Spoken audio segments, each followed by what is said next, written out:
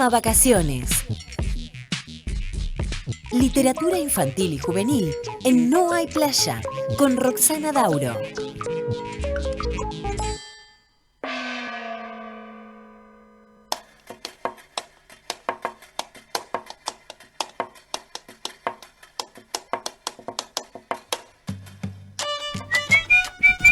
...32 minutos, 35 en realidad, pasan de las 11 de la mañana y cuando suena la chacarera de las latas es que estamos acompañados por Roxy del Chiringuito. Hola Roxy, ¿cómo estás? Hola, ¿qué tal? ¿Cómo están, compañeros? Bien, ¿y tú? Bienvenido. Gracias, Roxy. ¿No nos habíamos cruzado? No nos habíamos cruzado todavía en este Pero ya había 2024. Yo estuve, capaz que, pero del otro lado. Del Por otro eso lado, no, bueno. o sea, muy de bueno. la producción. Muy bueno ya empezar a ver las caras que están acompañándonos generalmente durante todo el año acá con esta columna sobre literatura infantil y juvenil.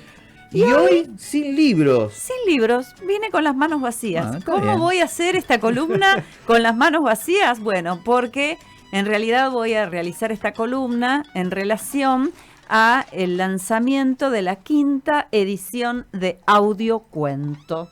Desde el 17 de enero está disponible la 5ª edición, la antología de esta plataforma que se lanzó en el año 2016 y que ya tiene más de 3 millones de visitas y cuenta con 115 cuentos que pueden ser tanto leídos como escuchados. Me resultó súper interesante realmente. Más de Vengo 3 millones siguiendo. es un montón. Sí, más de 3 millones de visitas. Vengo siguiendo hace rato el trabajo que están haciendo Fundación Una Brecha y es realmente muy interesante, sobre todo porque las juventudes, les adolescentes, leen de otra manera. Hay una frase, y hay una frase que es como una frase muy común que se dice: los jóvenes no leen. Pero los jóvenes leen, sí. Claro. Y leen de otra manera. De hecho, están todo el tiempo con el dispositivo, ¿no? Y Leen están, más que antes, ¿o no? de alguna forma, sí. Y se lee de otra manera. Y esta es una pregunta que tiro al aire. Viajar en tren, bueno, hoy no porque hay paro, pero viajar en tren, viajar en micro o andar en la bici con los auriculares puestos, escuchando un audiocuento, ¿es leer o no es leer? Chan. Lo que pasa es que no sé cuál es la definición de leer. Claro, me quedé pensando, y el acto mismo de leer no lo es. No lo es. Pero estás consumiendo una lectura. Estás consumiendo literatura, literatura de otra forma. Me parece que lo que la plataforma está haciendo precisamente es propiciar el encuentro de lectores con escritores, claro, desde lugares diferentes, incluyendo la tecnología, generando la circulación de la literatura a través de estos dispositivos que están al alcance de la mano de todo el mundo. Y textos literarios que realmente están muy buenos. Esta edición, como dije antes, es la 5ª edición. Voy a decir la página web que tiene esta plataforma, que es audiocuento.com.ar. Incluye textos que vienen de escritores de Ecuador, de Colombia, de Guatemala, textos también de Costa Rica, textos de Argentina, por ejemplo, también, por supuesto, hasta de México y de Cuba hay.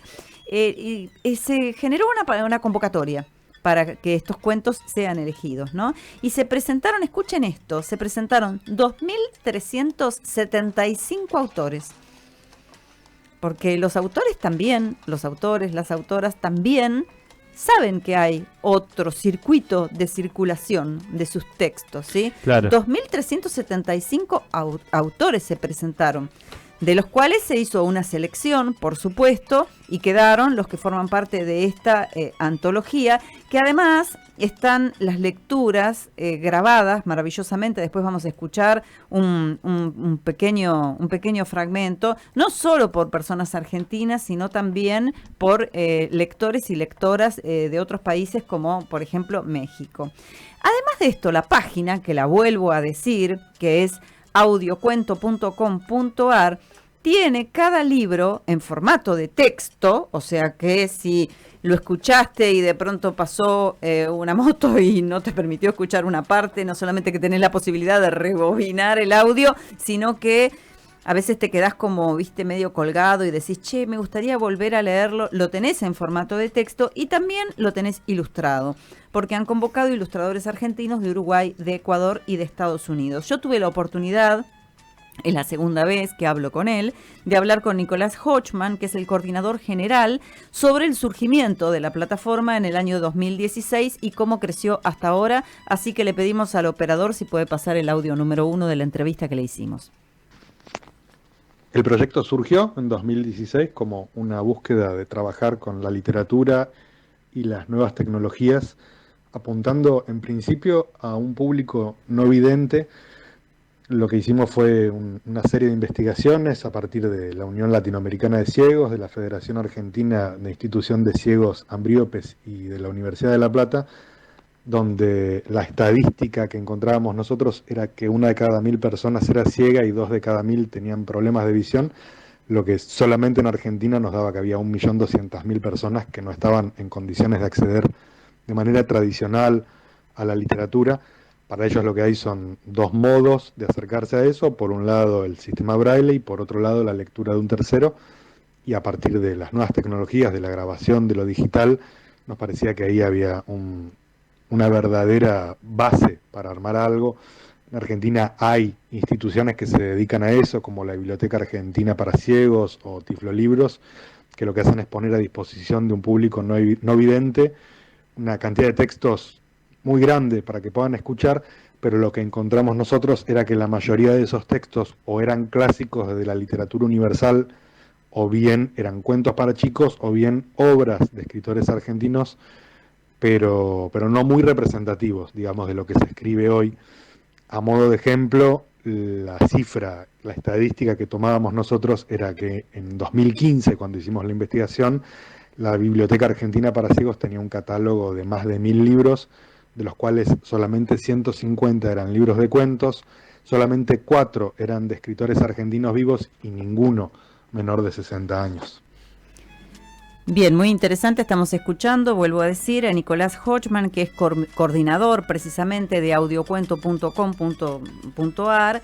Y 2 cosas quiero recalcar. Nosotros en la ciudad de La Plata tenemos, por supuesto, la biblioteca parlante, la biblioteca que queda en la calle 5, entre 60 y 61, donde, además de contar con los libros, tal cual decía él, en el formato de braille, hay voluntariado y están constantemente grabando lecturas.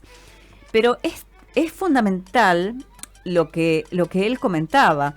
El caudal que funciona, el catálogo, mejor dicho, que funciona en estos lugares, generalmente es de clásicos. Y no hay autores tan contemporáneos y es difícil el acceso. Por ejemplo, en esta antología se suman autores como Samantha Schweblin, Ariana Harwich, Claudia Piñeiro, Marcelo Figueras, Jorge Consiglio, Inés Garland, Gabriela Cabezón Cámara, Hernán Roncino, Esther Cross. O sea, son autores vivos, autores argentinos, autores contemporáneos, que están, digamos, todo el mundo está hablando de ellos. Gabriela Cabezón Cámara, por ejemplo, Samantha Schweblin, ¿no? Y entonces, facilitar el acceso a esas personas no videntes, o también seducir de alguna forma a un público joven que puede de pronto empezar a escuchar un audiocuento porque le da fiaca ponerse a leer, y puede resultar una invitación a la lectura, un poco en torno al objetivo del proyecto y al porcentaje de usuarios jóvenes que tiene la plataforma.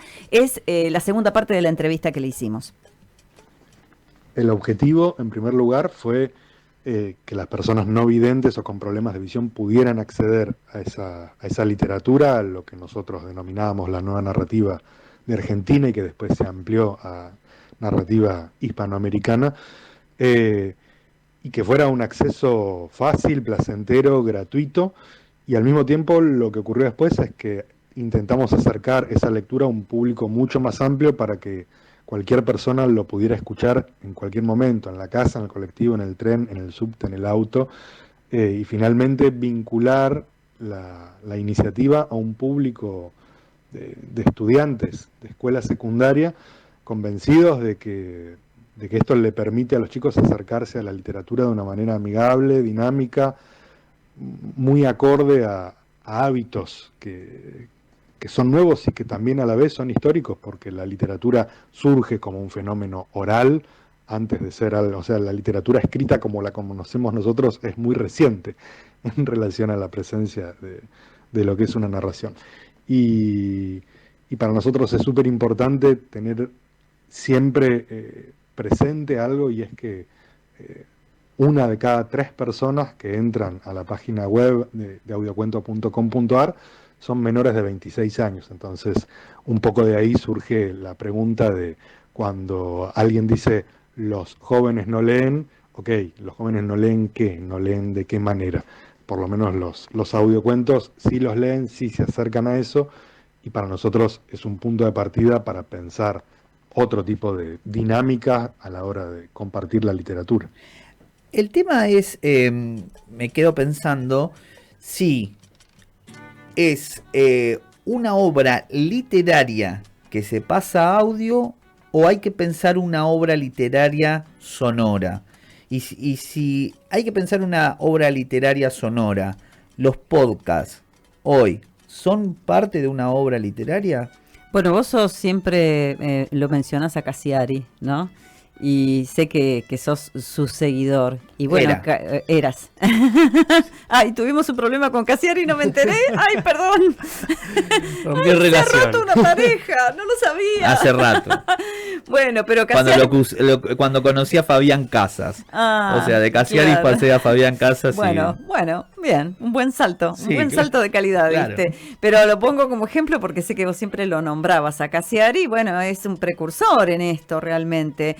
Muchos de los cuentos de él, que los tiene en formato papel o los ha tenido en formato papel, los ha hecho circular, y no necesariamente como obra literaria sonora, me gustó mucho el término que utilizaste, sino también como narración, porque hemos visto, ¿no? Lo hemos visto como narrando, como poniendo el cuerpo también, ¿no? En esa cosa que también estaba diciendo Nicolás, que es muy interesante, de pensar la literatura y sus orígenes en la oralidad.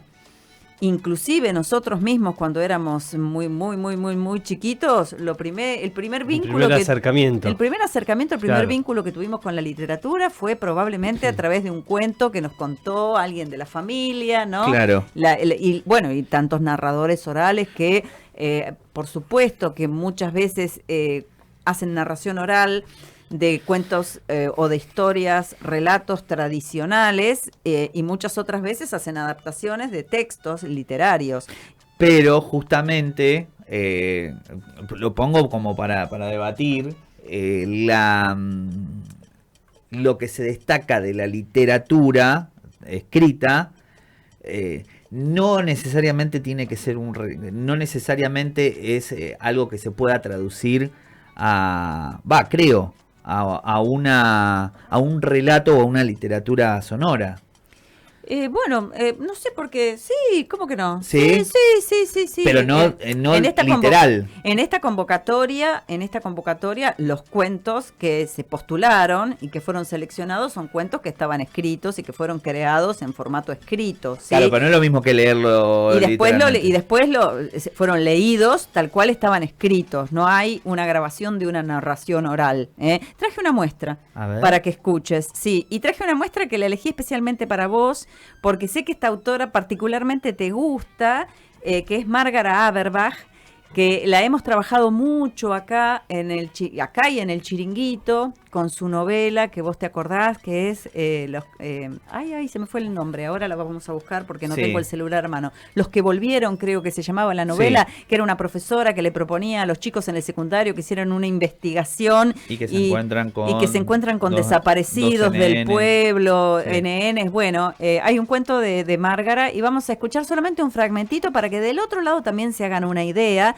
de qué es lo que van a encontrar cuando se metan en esta plataforma. A ver. Como 2 gotas de agua. Margaret Averbach. Gracias por venir, gracias, negra. Sé que no es un buen momento para vos, que no podías a esta hora, pero yo estoy... Gracias, amiga. Tengo que contárselo a alguien, negra, si no, no sé qué me pasaría si no te lo contara.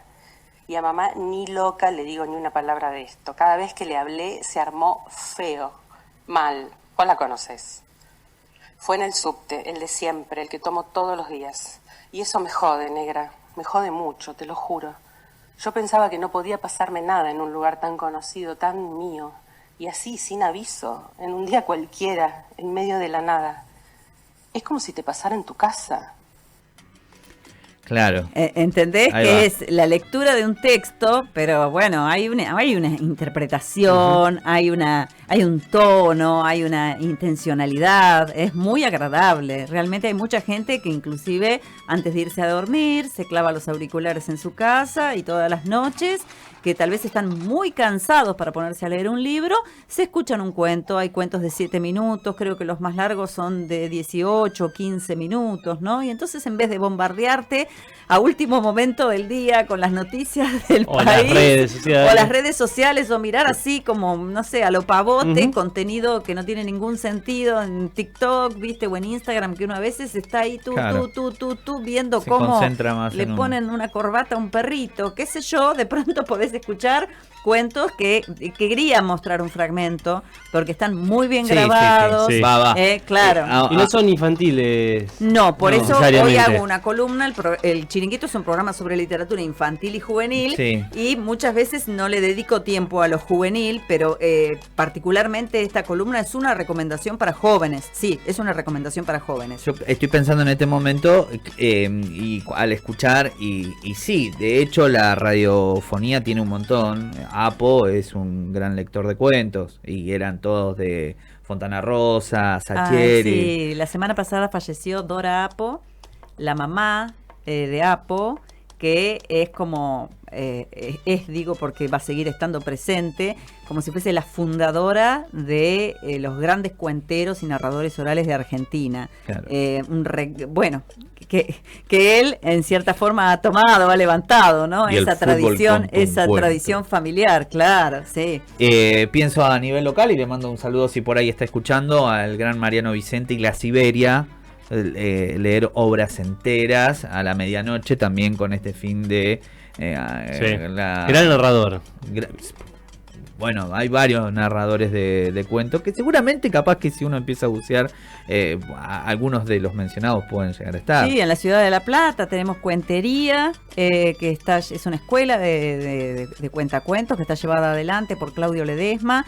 No sé si todavía están, pero durante todo el verano estuvieron haciendo funciones a la luz, cuentos a la luz de la luna, en la plaza en la placita seca del Centro Cultural de Islas Malvinas, gratuito, una belleza, sentarte ahí a escuchar historias, donde pueden ser esas historias que estamos yendo hacia otro territorio, ¿no? Pero las historias de la narración oral pueden ser de boca en boca, historias tradicionales, regionales, pero muchas veces, por ejemplo, Claudio Ledesma hace una adaptación de un cuento de Samantha Schweblin, que es fantástico, que es La noche que Papá Noel durmió en casa, o algo así se llama, que es muy divertido y es muy bueno, y es un cuento que está en un libro de ella, y él hace una adaptación de ese cuento, y ahí ya nos vamos a meter en otro territorio, porque bueno, está bien que se adapte el cuento, no está bien Claro, que se eso adapte es lo el que- cuento. Bueno, acá no hay adaptación, acá el Es- cuento, en audiocuento.com.ar,